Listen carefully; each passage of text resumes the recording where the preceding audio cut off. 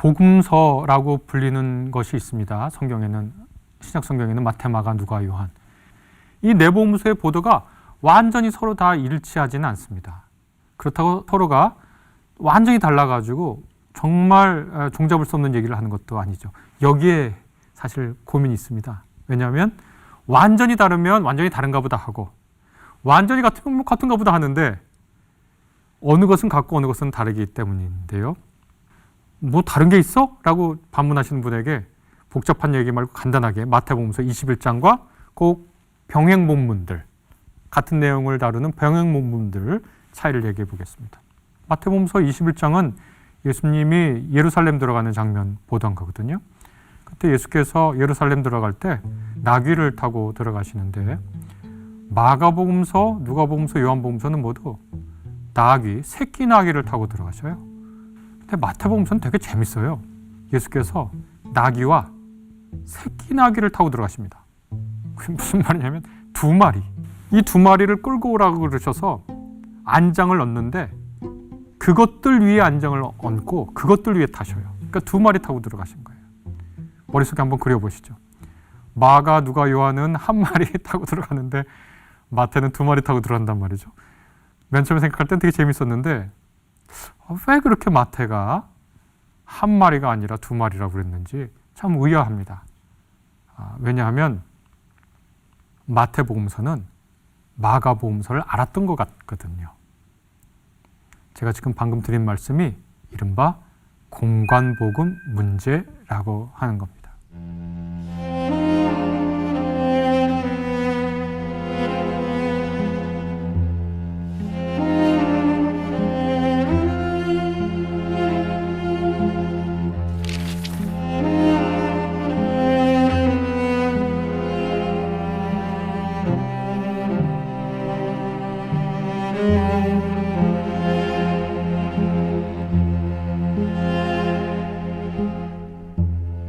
초기 그리스도교 사회에서는 지금 갖고 있는 것보다 훨씬 더 많은 그리스도교 문헌들이 있었습니다. 우리가 오늘날 복음서라고 불리는 마태, 마가, 누가, 요한, 요 복음서 외에 복음서도 여럿 있었습니다. 가장 널리 알려진 것들이 있는데 가령 베드로 복음서, 진리 복음서, 막달라 마리아 복음서, 히브리 복음서 뭐 이런 것들이 있었습니다. 제가 지금 말한 것 말고도 도마 복음서 이런 거 말고도 여러 것이 있는데 그 중에 4개의 복음서가 굉장히 보편적으로 읽혔던 것 같습니다. 그러니까 복음서라고 하는 저작이 한 지역에서 탄생했을 것이 분명하고 한 교회 혹은 공동체의 지원으로 탄생했을 것이 분명하거든요. 그런데 이것이 복음서가 70년에서 100년 사이에 기록됐다고들 많이 하는데, 이 복음서가 예를 들면 마가복음서가 시리아에서 기록됐으면 시리아에서 굉장히 널리 읽혔던 것 같아요. 마태복음서도 그렇고 누가복음서, 요한복음서 모두 각자가 탄생한 곳에서 꽤 인기를 얻고 이렇게 성장했고 그 교회 공동체를 떠나서 다른 지역에서도 이 복음서를 읽었던 것 같습니다. 그리고 초대 그리스도교 사회에서 이 복음서의 내용이 다른 건 크게 문제가 되지 않았습니다. 왜냐하면 우리 지역에서 제일 인기 있는 복음서는 예를 들면 마태복음서면 마태복음서를 중심으로 생각하면 돼요. 그런데 이제 시간이 지나고 2세기 초반이 되면서 어떤 일이 벌어지냐면 이 서로 다 복음서를 볼 수가 있는 거예요. 그리고 150년 넘고 170년경쯤 가면 어떤 일이 발생하냐면 이 마태, 마가, 누가, 요한 복음서, 특별히 마태, 마가, 누가 복음서 같은 경우에는 아주 구조가 비슷한데 이 복음서들이 권위를 얻게 되는데 서로 내용이 다르단 말이죠. 그래서 170년경에 타티아누스라고 하는 분이 디아테사론이라고 하는 것을 하나 만들게 됩니다. 이건 뭐냐면 마태복음서를 중심으로 다른 복음서가 같거나 다르면 이걸 삭제하거나 혹은 달리 변경하거나 혹은 다시 쓰거나 해가지고 이 4개의 복음서를 하나의 복음서 형태로 만들고 이것이 시리아 지역에서는 5세기까지 굉장히 유력한 복음서로 읽히게 됩니다. 이 말은 두 가지를 의미하는데요. 하나는 마태, 마가, 누가, 요한 복음서 이 4복음서가 굉장히 권위 있었다. 왜냐하면 이 네 복음서, 다른 복음서가 아니라 이 네 복음서를 가지고 만들 생각을 했으니까요. 동시에 이 네 복음서는 오늘날 우리가 생각하는 것처럼 권위 있지는 않았다. 왜냐하면 오늘날 우리처럼 권위가 있었다면 이 내용을 그렇게 바꿀 수가 있겠습니까? 그냥 그대로 놔둬야지. 근데 이것을 어떤 건 빼고 더하고 하면서 디아테소론이라고 하나의 복음서를 만든 것은 이 네 복음서가 굉장히 권위가 있었지만 동시에 문자 하나 그대로 바꾸면 안 된다라고 하는 의식은 없었던 거예요. 이 복음서가 5세기까지 굉장히 인기가 있었다. 그런 얘기는 이미 복음서가 탄생하고 어느 시점이 지나니까 복음서들 사이에 일치하고 일치하지 않은 부분에 대해서 고민이 생긴 거예요. 더 큰 고민은 어떻게 발생하게 됐느냐? 이른바 정경화 과정 때문에 그렇습니다. 초기 그리스도교 사회에서는 거룩한 문서들이 꽤 있었습니다. 아까 말씀드린 제가 여러 복음서 있잖아요. 그 복음서 말고도 여러 편지들도 있어요. 뭐 헤르메스의 서신 등등해서 여러 서신들도 있었는데 2세기에 지금은 굉장히 유명한 이단으로 되어 있는 마르키온이라고 하는 사람이 자기의 신학 기준에 따라서 누가복음서를 편집하고 다른 바울 서신들을 합해서 정경을 만듭니다. 수많은 거룩한 문서들이 있어요. 각각 공동체에서 거룩한 문서라고 알려져 있어요. 근데 이 마르키온이 한 건 뭐냐면 이런 거룩한 문서 중에 우리 교단, 나의 공동체를 위해서 복음서, 누가복음서 하나를 택하고 수정해서 그 다음에 바울 서신을 택해서 우리 교단, 우리 단체가 사용하는 캐논, 정경을 만든 거예요. 목록을 만든 거예요. 여기에 아주 주류 기독교라고 말하는 이곳이 각성된 거예요. 거룩한 책들은 많지만 실제로 우리 삶을 완전히 규정할 수 있는 목록을 만들고 싶었던 거예요. 만들었어야 됐어요. 이 목록을 캐논이라고 불러요. 정경. 목록입니다. 캐논. 원래 카논에서 나온 말인데 카논은 갈대라는 건데 재는 겁니다. 자, 그래서 초기부터 많은 사람들에게 권위 있게 읽히고 사도성이 있다고 주장되는 4개의 복음서가 정경의 목록 안에 들어온 거예요. 그러니까 문제가 더 심각해졌죠. 한 지역에서 한 복음서만 할 때는 문제가 되지 않아요. 그런데 목록 안에 들어오니까 이 4복음서의 차이를 설명해야 할 필요성이 생긴 겁니다. 제가 아까 마태복음서 얘기할 때 그런 것도 어떻게 보면 작은 문제일 수 있어요. 근데 이 설명해야 할 필연성이 생기게 됐습니다. 제가 이전에 사우디아라비아 학생들 역시 가르친 적이 있는데 그때도 성경에 대해서 얘기하다가 성경에는 예수님을 다룬 전기 같은 기록물이 있는데 4개가 있다. 그렇게 얘기했거든요. 그랬더니 그 사우디아라비아 학생들, 무슬림이죠. 딱 나오는 질문이 뭐냐면 4개가 모두 똑같은 말을 합니까? 그럼 뭐 어떻게 4개가 있어요? 아니, 조금씩 다 다른데? 그랬더니 그 사우디아라비아 학생이 바로 다음에 이어지는 말이 이겁니다. 그러면 그 중에 셋은 거짓말하고 있는 거예요. 이게 바로 공간 복음의 문제예요. 야, 이걸 도대체 어떻게 이해하지? 이것을 이해할 때 우리가 성경의 기록이 어떻게 됐는지를 먼저 살펴봐야 되겠죠. 제가 자주 드는 예인데요. 마태와 천사라고 하는 서양 미술사에 그리는 그림 패턴이 있습니다. 마태라고 하는 저자가 있고 또 마태는 늘 천사, 영감을 불러일으키는 혹은 성경을 기록하게 해주는 천사와 같이 등장하는데 아주 대비되는 2 그림이 있습니다. 하나는 카라바조라고 하는 바로크 시대의 이탈리아 화가인데요. 그 그림을 보면 마태가 이렇게 쓰고 있고 천사가 위에서 말해주고 있습니다. 그러니까 위에서 말해주고 있는 천사의 영감을 마태는 의식하고 쳐다보면서 글을 써요. 마태복음서를 쓰는 거겠죠. 그러나 16세기의 개신교 화가인 렘브란트는 마태와 천사를 그리면서 아주 다르게 그립니다. 카라바조는 수직 구도로 그리는데 마태는 수평 구도로 그립니다. 마태가 이렇게 앉아있고 이 뒤에 천사가 있습니다. 마태는 천사를 의식하지 못해요. 카라바조의 그림과는 달리 골몰이 생각해요. 그리고 글을 써요. 이마가 반짝 빛나요. 이게 바로크 시대의 키아로스크로라고 하는데 강조하고 싶은 부분을 빛을 주는 거거든요. 골몰이 생각하고 있는데 빛을 줘요. 공간복음 문제를 해결하려고 하기 위해서는 까라바조처럼 하는 성소관을 유지해서는 힘듭니다. 마태와 천사를 그린 렘브란트식의 이야기를 해야 됩니다.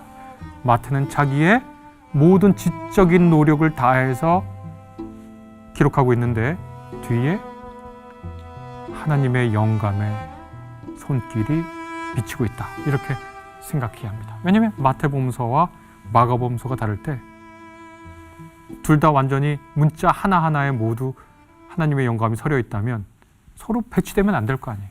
왜 마태는 2마리고 마가, 누가, 요한은 1마리냔 말이죠.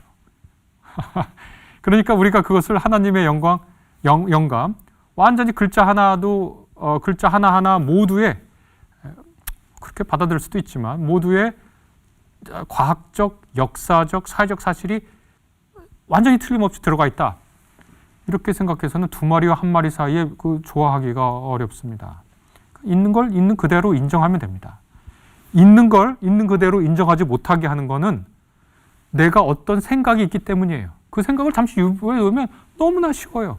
마태는 2마리라고 그러고 다른 복음은 1마리라고 그러면 이거는 글을 쓸 때 우리가 기독교인으로서 마태복음서, 마가, 누가 모두 하나님의 영감으로 되었다고 믿고 이것이 우리의 삶과 신앙의 권위가 있다고 믿지만 동시에 이러한 부분들이 서로 차이가 날 수 있다는 것을 그냥 마음 편히 받아들이면 되는 겁니다. 이제 공간복음 문제가 왜 생겼는지 잠깐 설명을 해드렸고 그럼 이 문제를 어떻게 우리가 받아들여야 되는지를 설명을 하겠습니다. 그 사우디아라비아 학생들에게는 아쉽게도 길게 설명을 못했습니다만 이렇게 설명을 해보겠습니다. 일단 복음서가 기록되기 전에 구전 전승이 있었다라고 하는 사실을 말을 해야 되겠죠. 오늘날은 완전히 뭐든지 다 기록할 수가 있죠. 휴대전화로 영상도 찍을 수 있고 글로 기록할 수도 있죠. 그러나 당시에 그것이 불가능했을 때는 구전으로 전승합니다. 바울은 복음서를 봤을까요? 아니요. 못 봤습니다.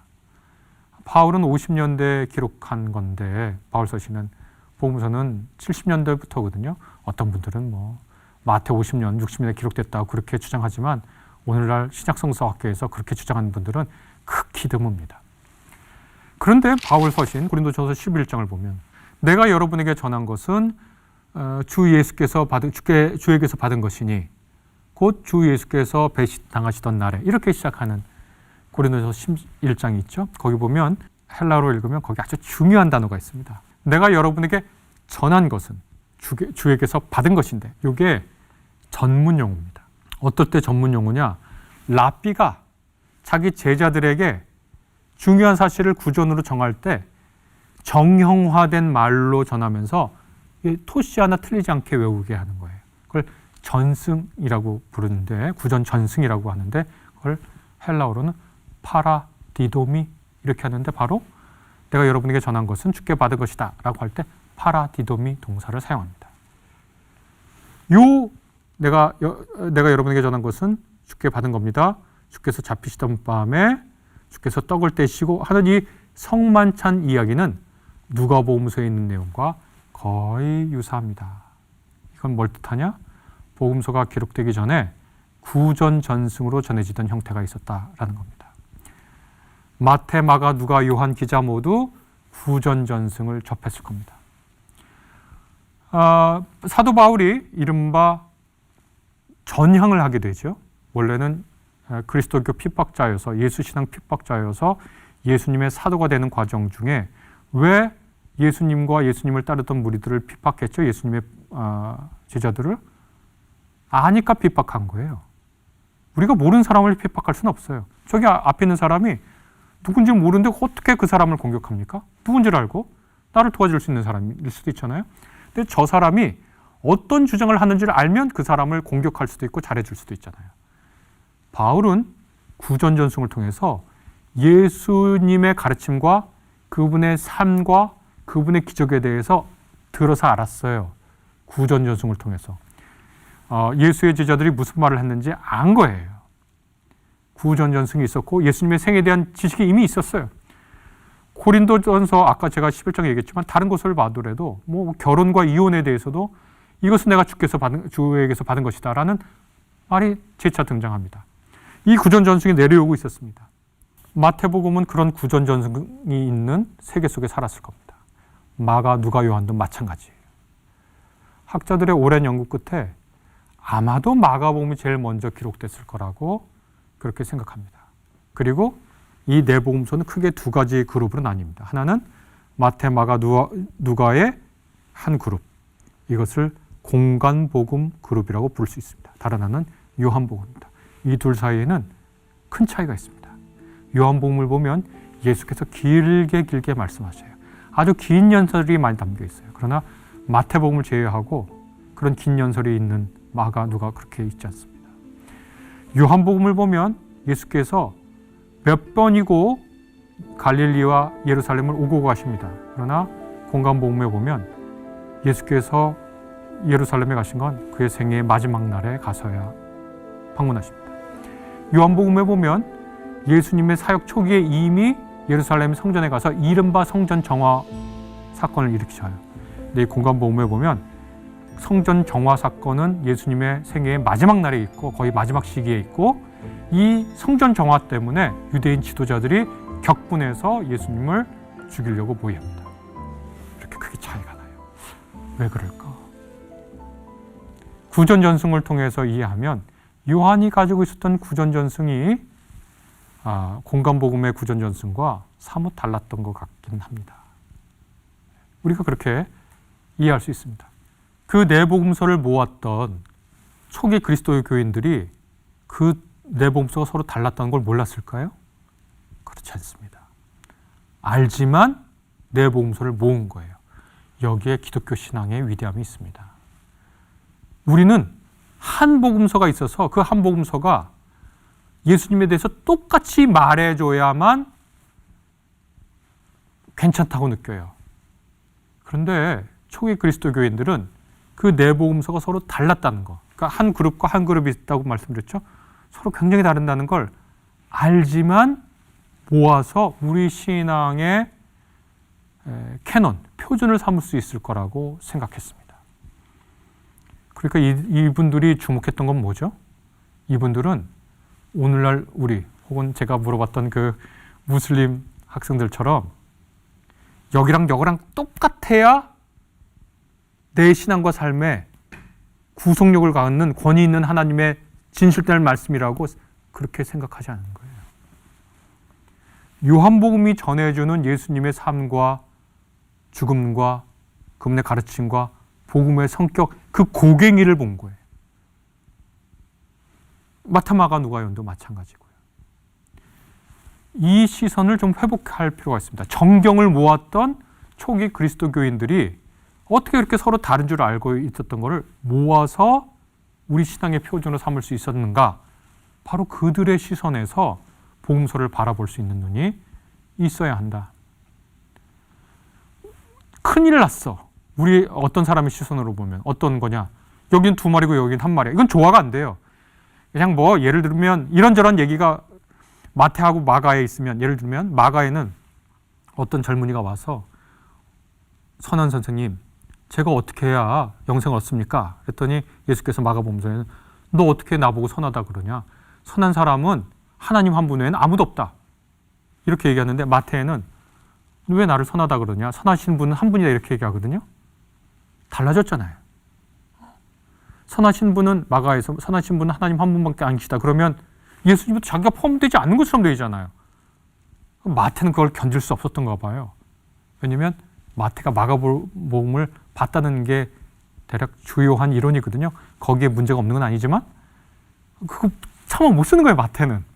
우리가 추측해보면 선한 분은 하나님 한 분밖에 없다 그러면 우리는 예수님을 하나님이라고 믿고 하나님이 선하신 분이라고 믿는데 그거 쓰기 어려우니까 슬쩍 누락한 것 같아요. 아니 다른 거 다 어떠한 선입관 빼고 그냥 읽으면 그렇잖아요. 이게 공간복음 문제라고 하는 겁니다. 그리고 그 모든 차이가 있는 건 줄을 알면서도 정경을 만들었던, 정경을 모으고 그 많은 문서 중에 복음서 하나만 고르면 되잖아. 요한을 고르든 아니면 다른 것 중에 가장 인기 있었던 마태복음을 고르든 그렇게 하지 않고 4개를 모았어요. 그리고 각각 지역에서 인기 있었고 널리 읽혔고 권위를 있었던 그 공동체의 신앙의 양태를 지지해줬던 복음서들이 다 여기 있다고 승인해 준 거예요. 인정해 준 거예요. 저는 그래서 그리스도교 신앙이라고 하는 것 자체가 예수께서 그리스도시고 하나님의 아들이시고 우리의 구원자라고 하는 고백 속에, 그 단일한 고백 속에 많은 다양성을 포용할 수 있는 신앙이라 너무 감사해요. 저는 그렇게 정말 생각하고 그게 그리스도교 신앙의 중요한 특징이라고 그렇게 생각해요. 우리 그리스도교 신앙은 삼일체 하나님을 고백해요. 한 분이면서 성자 성령 성부의 하나님으로 우리에게 역사하시는 그 하나님이 처음부터 사귐 가운데 존재하시고 다양성과 조화가 우리의 신앙의 근본에 있다고 하는 그 신앙이 굉장히 중요한 것 같습니다. 여하튼 공간법 문제를 조금 더 얘기를 해보면요. 그래서 이 복음서 사이에 문제를 놓고 고민하다가 수많은 학술적 이론이 있는데 표준적인 거 하나만 말씀드리고 오늘 그 질문에 대해서 마감을 하려고 하는데요. 신약학자들의 대부분 표준적인 이론은 뭐냐면 복음서 중에 아마도 마가복음서가 제일 먼저 쓰였고 마태와 누가가 그 골격을 따랐을 거라고 생각합니다. 그런데 마태와 누가를 보니까 마가에는 없는데 마태와 누가의 공통된 이야기들이 있고 이 공통된 이야기들이 주로 예수님의 말이에요. 말. 이 자료, 예수님의 말의 자료는 뭘까? 이런 말로만 구성된 어떤 자료가 있었던 거 아니야? 문서 자료가? 그 자료라는 말이 독일어로 쿠엘레인데 그걸 흔히 줄여서 그냥 Q라고 부르는데요. 그래서 마가가 있고 Q라고 하는 자료가 있고 마태와 누가가 이 두 자료를 보고 복음서를 기록했을 것이라고 생각합니다. 흔히 두 자료설 혹은 네 자료설이라고 부르는데 근데 마태에는 누가에는 없고 마가 Q에도 없는 독특한 이야기가 있는데 이것을 마태 특수자료, 누가에는 누가만 있고 있는 누가 특수자료 이렇게 설명합니다. 이 이론이 가장 표준적인 공간 복음 문제를 해결하는 모델인데 여기에 약점이 없냐, 완벽하냐? 아니요. 문제가 있습니다. 예를 들면 마가는 이렇게 말하는데 마태하고 누가가 서로 한 목소리로 마가를 수정하거든요. 이게 겨자씨 비유입니다. 거기 보면 마가와는 달리 둘이 마태와 누가가 어떤 사람이 그것을 심고 그것이 나무가 된 것이다 이렇게 쓰는데 그 문구를 마가에는 그렇게 쓰지 않아요. 근데 어떻게 마가 Q 특수자료를 본 마태와 누가가 서로 몰랐다면 어떻게 이렇게 동일하게 마가를 바꿀 수 있지? 의문을 갖기도 하거든요. 그래서 누가가 마가를 보지 않았을까? 이런 주장도 하고 복잡합니다. 그런 관계 속에 있었다. 제가 한 얘기를 조금 복잡하지만 살짝 정리해보면 신앙적 차원에서도 정리해보면 우리가 어떤 복음서를 볼 때 과연 이 복음서가 어디에 우리 삶과 신앙의 권위를 갖고 있는가, 어느 부분이 우리는 상대방이 우리가 사랑하고 존경하고 권위가 있다고 생각하는 상대방이 처음부터 끝까지 다 권위가 있어야, 다 진실해야, 빈틈이 없어야 완벽한 사람이라고 생각하는 사람이 있을 수 있죠. 그러나 그 사람이 나한테 완벽한 사람이야 라고 말할 때 그 사람의 처음부터 끝까지가 다 완전히 이상적이어서 그렇게 얘기할 이유는 없는 거예요. 이게 적절한 비유인지 모르겠는데 어떤 남편이 자기 부인을 향해서 당신은 나한테 정말 완벽해 이렇게 고백한다고 할 때 그 부인 되는 분이 다른 사람이 다 봐도 처음부터 끝까지 다 완벽해서 그 남편이 그 부인을 향해서 당신 정말 나한테 완벽한 아내야 이렇게 얘기할 이유가 없고 해서도 할 필요도 없고 복음서는 우리에게 전해진 네 가지 복음서는 기독교 신앙인에게 너무나 완벽한 것 같아요. 그래서 이 네 복음서의 정경을 무라토리 정경이라고 하는 그 목록 안에 들어간 이후로 이 네 복음서의 정경의 지위를 의심한 어떤 사람도 없습니다. 어떤 사람도 없어요. 이단 사이비 외에는 이 네 복음서가 부족하다라고 하든지 이 네 복음서를 어떻게 하는 식으로 보충해야 한다라는 식의 논의가 진지하게 전개된 적은 없습니다. 다른 예를 들면 도마복음서가 참 배울 게 많아서 도마복음서를 연구해가지고 우리의 신앙을 풍요롭게 하자, 그런 말은 할 수 있어도 도마복음서가 이렇게 얘기하고 있는데 마가복음서는 그것과 반대되는 얘기를 하니 마가복음서의 권위를 낮추십시다, 그렇게 얘기하지는 않아요. 그래서 우리가 마태, 마가, 누가 이 사이의 일치와 차이점을 강박적인 완벽함으로 인정할 때만 비로소 완벽하다, 그렇게 하는 데에서 성경을 좀 놔주면 안 될까요? 초기 그리스도 교인들은, 신앙인들은 그게 서로 다 어느 정도 다른 줄 알고, 요한복음도 그게 다른 줄 알면서도 목록 안에 넣고 신앙생활하는데 아무 문제가 없었는데, 오늘날 왜 우리는 우리의 자아를 가지고 공간 복음이 서로 다르면 하나라도 다르면 안 되는 것처럼 그 기준을 갖다 대는지 모르겠어요. 그것이 신앙인가요? 아니면 강박인가? 그렇게 물어봐야 될 것 같아요. 저는 마태가 2마리 타고 들어갔다는 걸 읽으면서 참 재밌게 웃습니다. 예수님이 새끼 어미나미 그 큰 나귀에 앉아서 발을 새끼 나귀 등에 얹으셨나? 아니면 양발을 올리셨나? 갖가지 생각을 하면서 그 본문을 즐깁니다. 그게 그게 다르다고 해서 막 고민에 빠져가지고 하나님의 말씀이 잘못됐으니 이걸 어떻게 해결할까 생각하지 않습니다. 그 본문을 보고 서로 다른 걸 즐기죠. 마가 예수님이 너 왜 나 선하다고 하니 선한 분은 오직 하나님 한 분이야, 이렇게 마가가 쓴 것을 마태가 선한 부분은 한 분이시다, 이렇게 고친 것을 두고